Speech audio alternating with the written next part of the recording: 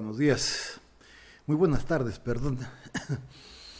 Eh, Aquí otra vez, como todos los jueves, en su programa regeneracionpluralidad.com.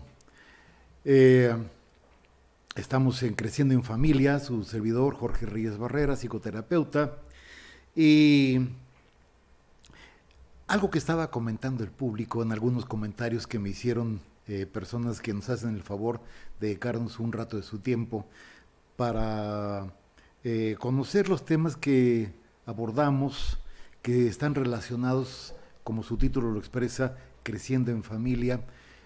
La intención es orientar a los padres de familia, orientar a quienes estamos inmersos en responsabilidades familiares, recordando que una responsabilidad familiar pues es la célula de la familia, la célula de la sociedad, y si esta célula no madura, si esta célula no prospera, entonces empezamos a vivir lo que lamentablemente estamos actualmente padeciendo en el país. Una sociedad afectada precisamente por sus propios miembros que no maduraron, no se desarrollaron. ¿Por qué no se desarrollaron? ¿Por qué no maduraron? Pues precisamente por esto, ¿verdad? Por la falta de autoridad, la falta de orientación en términos de tener una dirección, darles una dirección. Platicábamos en el programa anterior con mi colega, la doctora Mari Chiñas, que hablando particularmente de la educación, el crecimiento que se va dando en los diferentes instituciones educativas de todos los niveles. Y recuerdo cuando era maestro, soy catedrático retirado, jubilado ya de 2 universidades, retirado en una y jubilado en otra, que todos los años que fui maestro, poco más de 40 años, ¿sí? Había la imagen de que, sobre todo al principio, y repito, los últimos años que estuve como catedrático, había la imagen de que el maestro no solamente era un informador, ¿sí? Era también un formador. Con cierta frecuencia llegué a tener, no problemas, no fue problema, no llegó a constituirse en un problema, eran conflictos momentáneos, superficiales en su forma, pero complejos en el fondo, con muchachos. Superficiales o conflictos porque yo les decía a los muchachos, mi misión como maestro, mi función como tal, no es únicamente informar, transmitir un conocimiento de carácter académico. Se transmite la información, pero para que una información pueda funcionar, pueda ser eficaz, que se pueda esa información incorporar, aprenderla así, con H intermedia, porque nos aprendemos un número de teléfono, ¿verdad? Pero cuando nos aprendemos algo, que es lo que se pretende, se incorpora, decimos en forma coloquial, aprendieron a fulano, ¿verdad? Es decir, lo metieron a la cárcel. Aprender es eso, es incorporar. Entonces, yo los invitaba a mis alumnos a no solo a compartir mi experiencia, mi información en el orden de lo académico, en el orden de lo científico, sino también a formarlos. Estas incidencias que se dieron cuando estábamos en clase, y alguno traía, esto me pasó varias veces durante varios años, traía la gorra puesta traía la gorra puesta, y este comentario es con la intención de compartir con ustedes una forma de ejercer autoridad que no requiere violencia, amenazas, ninguna cuestión de este orden, ¿sí? Ni expresión, como dicen los neuróticos, de un carácter muy fuerte, es decir, un carácter violento. No, es una forma diferente de ejercer autoridad. En varias ocasiones, tanto en una universidad, en la universidad pública, en mi muy querida Universidad Autónoma Benito Juárez de Oaxaca, y mi también muy querida universidad, la URCE, la Universidad Regional del Sureste, se dieron estos casos. Al inicio del semestre, el muchacho en clase con gorra. Esta moda que se puso, que apareció hace ya muchos años, ya varias décadas, y el caso es que estaban en clase, primer día de clase, con la gorra puesta. Les decía, fulanito, ¿sabes qué? Mira, si te fijas el techo, les pedía que miraran el techo. Pues veían el techo, pues un techo de loza, ¿sí? No era de paja o de palma o alguna cuestión de estas. Estamos en un lugar seguro, cómodo, protegido, no del sol, no hay aire, etcétera, etcétera. Entonces, te voy a pedir que te quites la gorra para darle formalidad a nuestra clase, para darle formalidad al lugar donde estamos, que se llama universidad. ¿Sí? Permíteme apoyarlos en su formación también como profesionales, en este caso de la salud, ¿sí? Como profesionales universitarios, punto. Estos muchachos me decían, en el 99% que les pedía que se quitaran la gorra, se la quitaban. Y no fueron muy amables los jovencitos. Sí, maestro, perdón, se quitaban la gorra. Pero hubo varios casos en el curso de los 30 y tantos años continuos que impartí cátedra aquí en Oaxaca, que me dijeron, casos aislados, pero sucedió varias veces. No, maestro, sí estoy bien. Muchachos, evidentemente honestos, sí, honestos, pero con una estructura, como dirían algunas personas mayores, muy poco conservadora, o que no se ajustaba o no se ajusta a los patrones de la gente mayor, ¿sí? Como dicen algunos, de los viejitos, entre los cuales me incluyo en ese grupo, en ese segmento, ¿no? Las personas mayores tenemos la imagen de que un profesional, sobre todo cuando está en el ejercicio de su profesión, necesita vestirse, actuar y dar la imagen de lo que es un profesional, ¿sí? Del área que quiera. Entonces me decían los muchachos, no, maestro, así estoy bien. Ok. En ningún momento te largas de mi clase y mi clase la respetas. No hace falta ejercer la autoridad de esa forma, ¿sí? ¿Qué fue lo que hice ante estos jóvenes? Estoy hablando de la formación que podemos también impartir a nuestros hijos en casa. Estoy hablándole también a los colegas, maestros, de qué nivel quieren, primaria, secundaria, prepa, carrera, no se diga, ¿sí? Entonces, el muchacho me decía, no, maestro, así estoy bien. Iniciaba el pase de lista cuando el muchacho, de quien estamos hablando, ¿verdad?, decía presente, le ponía, sacaba un lápiz, ¿verdad?, un lapicero, y con lápiz lo marcaba, lo tachaba, ¿sí? Lo tachaba. Seguía pasando lista, no hacía el menor comentario al respecto. Al día siguiente volvía a pasar lista, pero me brincaba el nombre del jovencito. Me lo brincaba y seguía pasando lista. Por supuesto, el muchacho levantaba la mano. Maestro, no pasó mi nombre. No, viejo. No pasé tu nombre ni lo voy a pasar. ¿Pero por qué? Pues por una razón muy sencilla, sencillísima. Fíjate, ayer en presencia de 50 testigos, te pedí de una manera educada, amable, cordial, respetuosa, que te quitaras tu gorra. ¿Por qué? Porque en la forma como yo pienso que debe formarse un universitario, pues es respetando su formación, no solamente en el orden de la incorporación de lo académico, sino también en su discurso personal, su imagen personal, su figura. Y tú muy amablemente me dijiste no.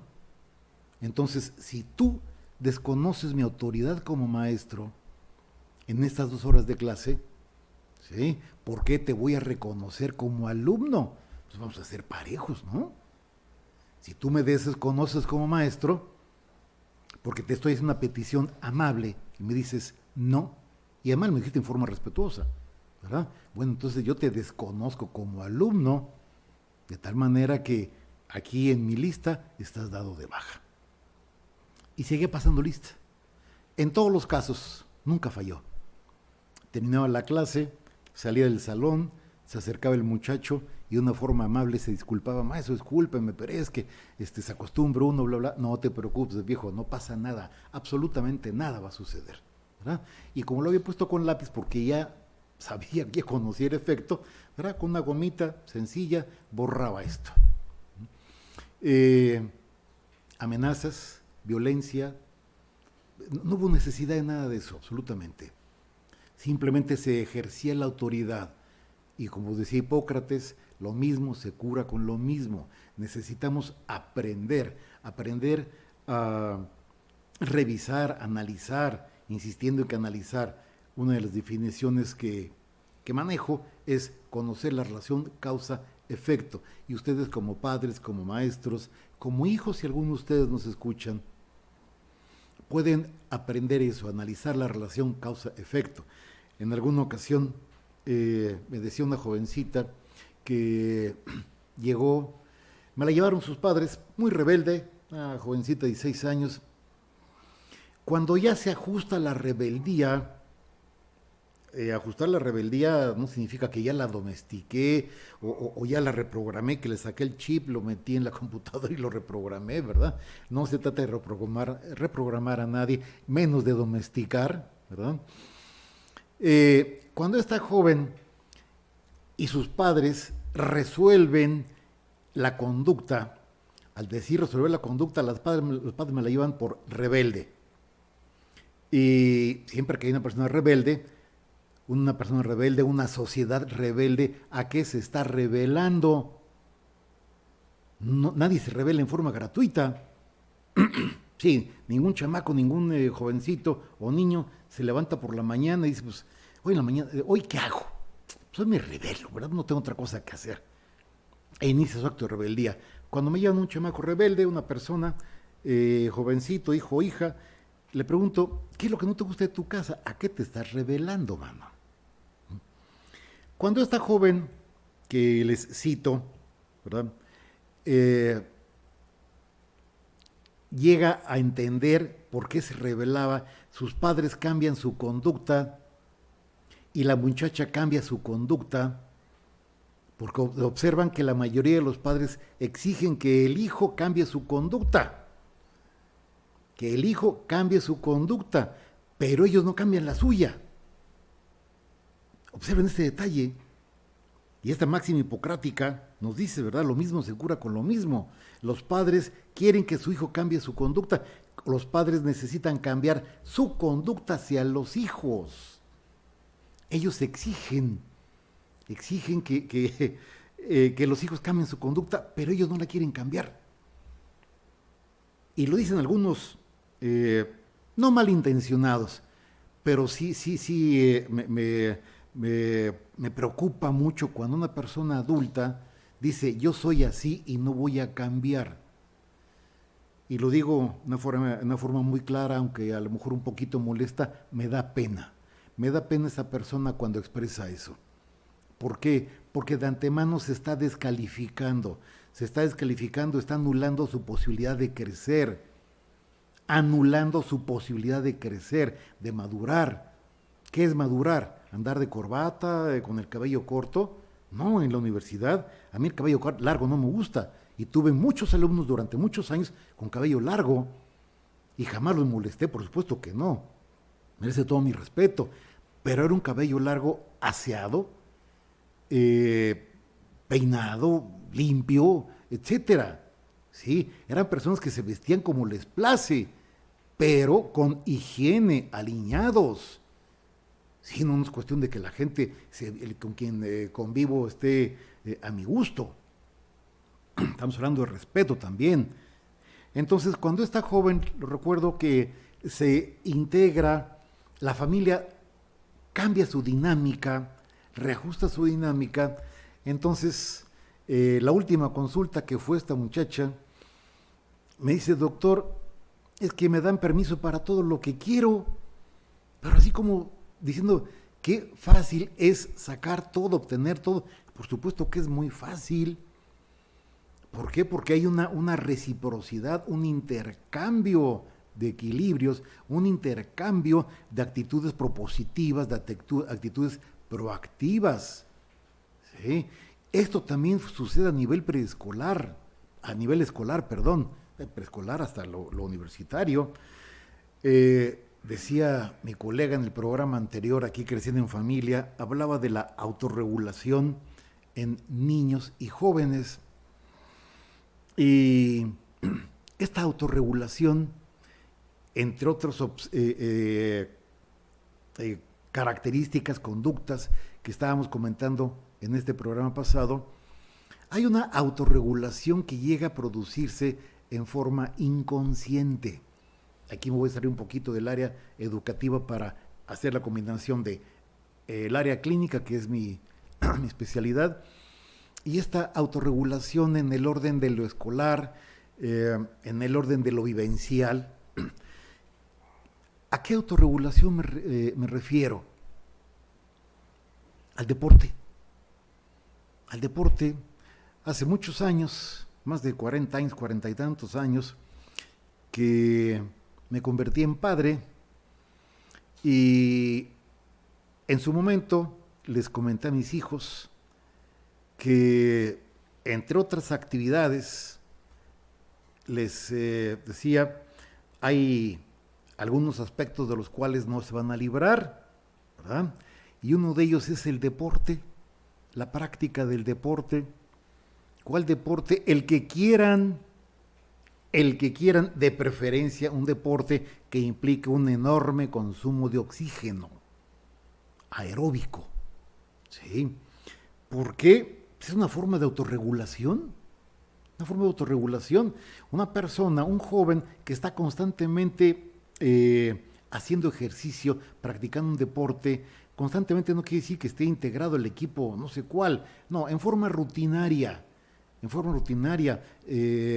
Caminatas, bicicleta, patines. Ya no existen los patines, ¿verdad? Creo que ya no he visto, sí, a lo mejor sí hay. No sé, hace mucho tiempo que no veo a nadie patinando, tan bonito que era esto. Es una forma de autorregulación. ¿Por qué recomiendo la práctica del deporte? Porque el organismo, en la medida que una persona esté hiperventilándose, o sea, metiéndose mucho oxígeno a través del ejercicio, no a través de la neurosis, ¿verdad? Que empieza la gente con ese síntomas ansiosos de respirar muy profundo y estar sedente, sentado. Una persona que está haciendo deporte y se está hiperventilando, el cuerpo rechaza las sustancias tóxicas, ¿sí? Rechaza el alcohol, rechaza el tabaco, rechaza si en alguna ocasión este joven consumió alguna sustancia de estas que ya son yo les llamo duras, aunque algunas personas en esta área dicen que no es una sustancia, una droga dura, la marihuana, la cocaína, dura. ¿Por qué? Porque ya causa consecuencias graves. El tabaco también, el alcohol también, ¿sí? Pero hablo de la expresión tan destructiva, las consecuencias tan destructivas, no solamente en cuanto al consumo inmediato, sino también en cuanto a la actitud, a las consecuencias que tiene el consumo de la sustancia. Si alguien ejercita un deporte, de preferencia en grupo, estamos hablando de autorregulación. Si este estudiante se ejercita, está hiperventilado, el cerebro le va a funcionar mejor. El cerebro le va a funcionar mejor. El cerebro únicamente se alimenta de oxígeno y glucosa. Está formado por muchas sustancias químicas, etcétera.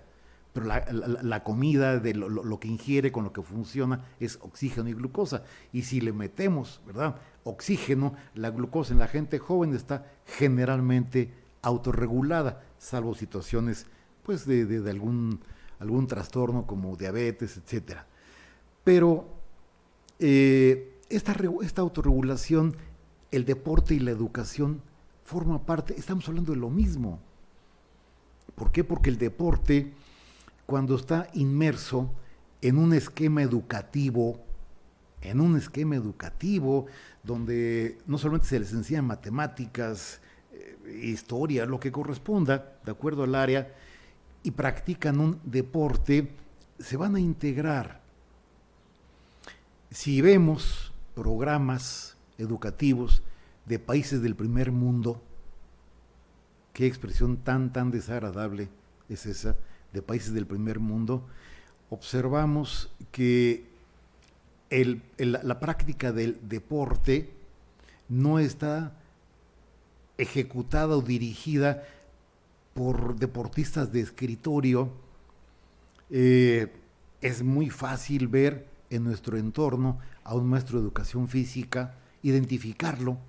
Lo vemos, ¿verdad?, todo el día de pants, con un silbato colgando, etcétera, etcétera, y en algunos casos con una panza que da terror, ¿verdad?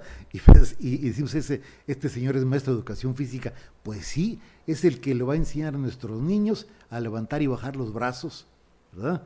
Educarlos físicamente no hay tal. Necesitamos los padres hacernos responsables de la educación física, de la educación, incorporarlo a la educación académica. La educación física, el deporte, estábamos hablando la sesión anterior de la gente, cómo se integra en la sociedad, la gente que está adquiriendo preparación secundaria, preparatoria, etcétera. Creo que los jóvenes ahora le llaman nerds, ¿verdad? Los muchachos que son muy estudiosos, por ahí va el asunto, ¿verdad? Que son muy estudiosos, pero ¿cuál es la actitud típica del nerd? ¿Sí? Recuerdo en la secundaria, los primeros lugares los tenían dos compañeros, se peleaban, competían, no se peleaban, perdón, competían el uno con el otro. Uno era un nerd, ¿verdad? El nombre no lo menciono, los tengo aquí el nombre, pero no se vale, ¿verdad? Uno de ellos, ya saben, ¿sí? Gordito, vestido con el cuello así como Toby, ¿verdad? De los cuentos, con el cuello abrochado, de una familia ultra conservadora, rígida, etcétera, y eran puros dieces. El otro compañero, un compañero muy agradable, extrovertido, bueno para el deporte, amigable, estudioso. Quién sabe cómo lo educaron, ¿verdad? Pero de que estaba muy bien configurado este muchacho, tipo muy sano, muy agradable. ¿Qué es lo que le va a dar éxito a un estudiante? Sí, su capacidad intelectual. Es que es muy inteligente. Se entiende cuando una persona dice que alguien es muy inteligente. Es decir, que tiene una enorme capacidad de aprendizaje, que a veces pues lo único que está haciendo es memorizar. ¿Cómo me caía mal, me caía gordo un primo? Mi primo, ¿verdad? Carlos, que sacaba 9, 10, y lo único que hacía era leer así, de una forma superficial, sus apuntes, y pasaba con 9, 10, no, que 9, el 9 no lo conocían, porque más si sacaban 9 en esa casa, les llamaba la atención. 8 ya era un problema ya grave, sí, ya el 8 ya era asunto. Me caían mal mis primos, sobre todo Carlos, que es que éramos iguales. sacaba dieces, dieces, dieces, dieces. Y con una leída, yo para sacar 8 tenía que leerlo 20 veces y estar estudiando y estar así como pericos, ¿verdad? Repitiendo. En alguna ocasión ya después aprendí a estudiar, en lugar de aprender a repetir y estar memorizando. La gente cree que una persona con buena memoria es muy inteligente. No, tiene una excelente capacidad mnémica. Pero hay un tipo, una característica, un área de la inteligencia que hemos hablado muy poco. La inteligencia social. Hemos visto, y aquí sí, perdón, pero pues voy a pisar uno que otro callo, ¿verdad?